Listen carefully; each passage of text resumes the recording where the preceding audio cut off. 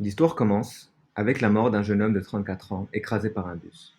Il se réveille en tant que Rudéus, un mignon petit bébé dans une terre étrangère.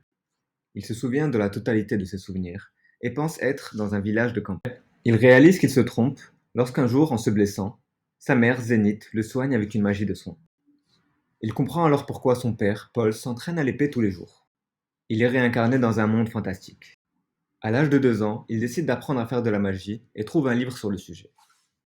Il lui faut une petite année pour apprendre à déchiffrer les caractères et arriver à lancer ses premiers sorts. Grâce à ses souvenirs de jeux vidéo, il arrive à lancer des sorts sans dire aucune incantation. Rapidement, il souhaite passer au niveau supérieur et lance une magie de sort intermédiaire. Il détruit une partie de la maison, ce qui alerte ses parents. Furieux, ils lui prennent un nouveau tuteur, Roxy. Un mage un peu déçu que son élève soit aussi jeune, mais il est rapidement convaincu lorsqu'il réalise que son élève arrive à lancer des sorts sans dire aucune incantation. Son talent la rend même un peu jalouse. Rudéus est très heureux de son quotidien actuel, et il décide, fermement, que cette fois-ci, il allait manger la vie à pleines dents, qu'il n'allait pas faire les mêmes erreurs qu'il a fait dans sa vie précédente, bien que de temps en temps, il est toujours tourmenté par ses souvenirs. Quelques mois passent, et Rudéus continue rigoureusement son entraînement avec Roxy. Lors d'une leçon, Roxy lui annonce qu'elle vient d'une tribu des démons. Elle lui annonce que parmi les démons, il existe une tribu particulièrement dangereuse, des super, qui sont craints depuis les 400 dernières années. Ils ont la caractéristique d'avoir les cheveux verts. 1 an et demi après le début de son entraînement, Rudéus fête son anniversaire, et dans ce monde, ils ont la particularité de fêter les anniversaires tous les 5 ans. Il reçoit de ce fait de nombreux cadeaux, et un en particulier, une baguette de la part de son professeur, ce qui annonce la cérémonie de diplomation. Roxy part en ville pour préparer la dernière épreuve de son élève. Rudéus, quant à lui, a toujours peur du monde extérieur à cause de ce souvenir qui le hante. Pendant les 5 premières années de sa vie, il n'est absolument pas sorti de chez lui, et visiter le monde extérieur lui fait peur. Cependant, il est rapidement rassuré lorsqu'il réalise que les habitants du village ne lui prêtent aucune attention. Pour valider sa diplomation, notre héros doit copier le sort de Roxy, une magie de qualité supérieure. Après lui avoir expliqué comment faire, Rudéus, très enthousiaste, y arrive assez rapidement, ce qui naturellement annonce la fin de leur collaboration. Roxy s'en va chez elle. Après cet événement, Rudéus a l'habitude de partir se balader dans le village et découvrir le monde, tel qu'un enfant de son âge devrait le faire. Un jour, durant ses aventures, il voit 3 enfants en train d'agresser un quatrième enfant, et décide de le sauver sans aucune hésitation. Il aide d'abord la victime à se nettoyer, et réalise par la même occasion que la victime a les cheveux verts, ce qui lui rappelle l'histoire de Roxy, et de la tribu des démons qui ont les cheveux verts. Il est rassuré de voir que sa nouvelle amie n'a pas de gemme sur le front, et décide ensuite de passer le reste de l'après-midi ensemble. Après l'avoir accompagnée chez elle, il rentre à la maison et réalise que son père est très furieux contre lui. Agresser d'autres enfants est absolument inacceptable aux yeux de son père. Devenant ami, Rudéus commence à enseigner la magie à Sylph, et Sylph s'avère être un mage très talentueux. En rentrant, Rudéus propose à Sylph de se nettoyer. Il ne comprend d'abord pas pourquoi est-ce que Sylph est aussi reluctante, jusqu'au moment où il réalise que ce n'est pas un garçon mais une fille. Il finit par s'excuser de son erreur, ce qui fait rire son père. Peu de temps après, Rudéus et Sylph deviennent inséparables. Quelques mois plus tard, la mère de Rudéus annonce qu'elle est enceinte. Mais comme une nouvelle n'arrive jamais seule, Lilia, la femme de ménage, annonce aussi qu'elle est enceinte. Et, à la surprise de tous, le père de cet enfant est également Paul. C'est le moment de prendre une décision, et Zénith est perdue. Elle ne souhaite pas gérer Lilia parce que celle-ci ne pourra pas survivre à un long voyage dans sa condition actuelle. Rudis prend les choses en main et annonce haut et fort que Lilia n'y est pour rien et que le véritable fautif est Paul. Lilia se souvient alors de tous les moments où Rudis était enfant. Lilia est rassurée par la décision que la famille a prise.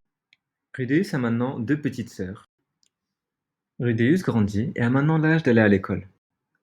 N'ayant fait que peu de progrès à l'épée, il décide de se tourner vers la magie. Sylph est triste du départ futur de Rudéus. Un jour, il reçoit une lettre de Roxy, lui disant d'aller s'inscrire à l'académie de magie Renoir. Il demande à ses parents s'ils peuvent l'inscrire, lui et Sylph, à l'académie de magie. Cependant, ils n'en ont pas les moyens, et Rudis décide qu'il est temps pour lui de trouver un job. Une amie de la famille leur rend visite, et notre héros se fait assommer par son père. Il se réveille dans un wagon, sans connaître sa destination, avec Ghislaine assise en face de lui. Elle lui jette une lettre de son père. Rudis, en la lisant, réalise la prochaine phase de ses aventures est d'être un professeur pour les 5 prochaines années de sa vie, et qu'il n'a absolument pas le droit de contacter ni la maison ni Sylph. En arrivant, il est accueilli par son oncle, Philippe. Notre héros est surpris de savoir qu'il a de la famille, et encore plus de savoir que celle-ci est aussi aisée. Son élève sera sa cousine, Eris, une jeune fille qui est très violente et qui n'a accepté aucun tuteur jusqu'à aujourd'hui. Notre héros est dans l'obligation de créer un plan machiavélique pour convaincre sa nouvelle étudiante, Eris, de l'utilité de la magie. Il organise un faux kidnapping, mais les acteurs s'y prennent un peu trop au jeu et sont beaucoup trop violents avec Eris. Rudis profite de l'occasion pour pousser Eris dans ses retranchements et lui donne des directives pour fuir le ravisseur. De retour en ville, Eris se fait kidnapper à nouveau et réalise qu'il s'agit d'un faux vrai kidnapping. Une fois les ravisseurs capturés, Eris accepte de devenir l'élève de Rudis et qu'elle serait bien plus rigoureuse dans ses études, ce qui fait bien entendu plaisir à son père. Notre héros valide officiellement son premier job, il est engagé en tant que professeur. Il a maintenant 2 élèves sous son tutelage. Eris est très doué pour la magie. Il profite également de l'occasion pour leur enseigner l'art des chiffres et des lettres, ce qui rend Eris très frustré par moments. Pour détendre l'atmosphère, une visite en ville est organisée. Notre héros profite de ce moment pour découvrir les différents biens et services du village, découvrir ce qui lui plaise et, principalement, montre à Eris l'utilité de l'art des chiffres et des lettres dans le monde réel. L'expérience est concluante. Eris est maintenant assidu au niveau des cours. L'ambiance est également plus fun et le quotidien prend place. Le 10e anniversaire d'Eris approche à grands pas. En tant que noble, elle est dans l'obligation de prendre des cours de danse. Ayant maintenant du temps libre, Rudis prend l'initiative d'apprendre un nouveau langage. Son nouvel objectif est d'apprendre la langue de son professeur, la langue des démons. Il est interrompu par la nouvelle professeure de danse, qui a énormément de difficultés à faire écouter Eris. Rudis devient le nouveau partenaire de danse d'Eris. Notre héros commence également à vendre des figurines qu'il fait avec la magie de la Terre. Et un jour, il reçoit un paquet de Roxy. C'est un livre d'introduction à la langue des démons, qu'elle a écrit elle-même. Elle évoque également que son nouvel étudiant est absolument obsédé par elle, et qu'il a entre les mains une des figurines que Rudis a créées. Pendant sa cérémonie d'anniversaire, Eris glisse et tombe. Durant l'ouverture du bal, cela la frustre grandement, et Rudis vient à la rescousse, en l'accompagnant et en dansant avec elle. Notre héros offre des baguettes de cérémonie de diplomation à ses étudiantes. Ghislaine offre également un anneau à Eris pour son anniversaire. Rudis surprend son grand-père en compagnie d'une femme de ménage. Ils en profitent pour regarder le ciel ensemble et parlent de l'orbe rouge qui est en train de grossir dans le ciel. Peu de temps après, Rudis surprend également les préparations de son 10e anniversaire par Eris et Ghislaine, ce qui naturellement lui fait penser à sa famille qui lui manque beaucoup.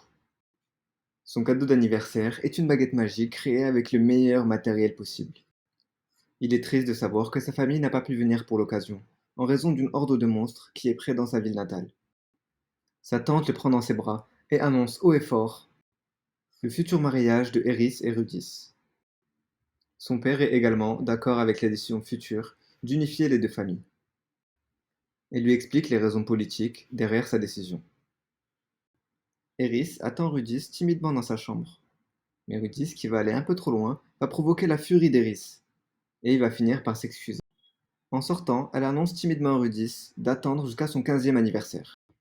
Dans son village d'origine, son père combat les hordes de monstres, et il est intimidé par le nuage de mana. Pendant qu'il essaye sa nouvelle baguette magique, avec un sort de magie supérieure, nos héros sont attaqués par un individu.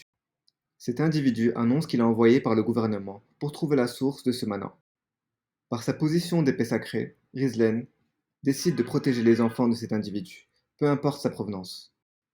Une lumière verte apparaît dans le ciel, et nos héros sont enveloppés par cette source lumineuse, ne connaissant ni sa provenance, ni son danger. Et il s'agit de la fin de la saison 1. J'espère que vous avez aimé cette vidéo, et à bientôt pour de nouvelles aventures.